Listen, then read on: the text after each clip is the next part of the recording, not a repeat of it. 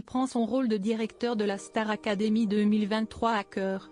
Pour preuve, Michael Goldman souhaite voir les élèves faire des efforts, appliquer ses conseils pour évoluer. Et lorsque cela ne se déroule pas comme il l'avait imaginé, il s'agace. Si est ce qui est arrivé après les évaluations, lorsqu'il n'a pas hésité à se fâcher. Ils sont encore 11 en compétition dans la Star Academy 2023 après les éliminations de deux premiers candidats, Louis et Lola. En vue du prochain prime, diffusé samedi 25 novembre sur TF1, la production a décidé de corser les choses en imposant une semaine de destin lié. Les élèves sont ainsi en binôme lors des cours, mais aussi des évaluations. Au cours de ces dernières, alors que Michael Goldman en attendait beaucoup d'une candidate, il a été extrêmement déçu.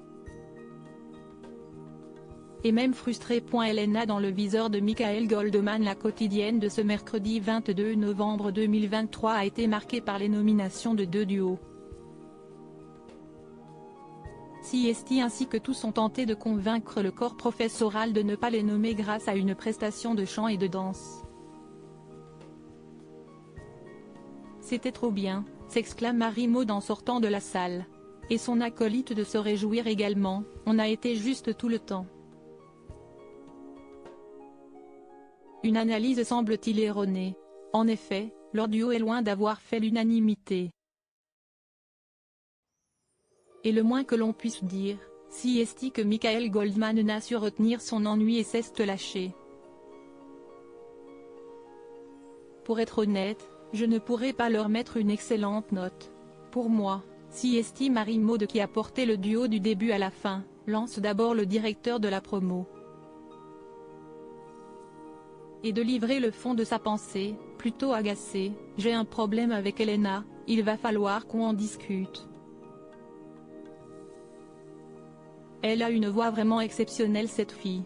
Mais je commence à en avoir marre de la voir chanter faux. Constat partagé par la professeure d'expression scénique Cécile Chaduto. Moi je pense qu'elle a une très belle voix, estime-t-elle. Mais elle a un manque de confiance, parce qu'elle était dans sa chambre.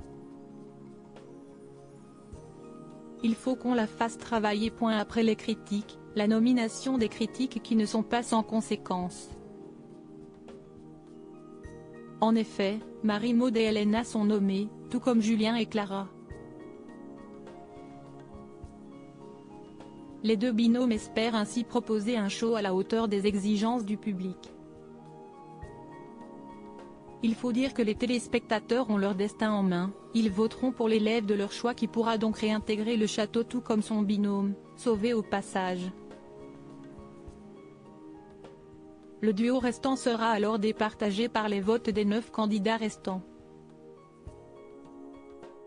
Celui qui obtiendra le moins de votes sera définitivement éliminé.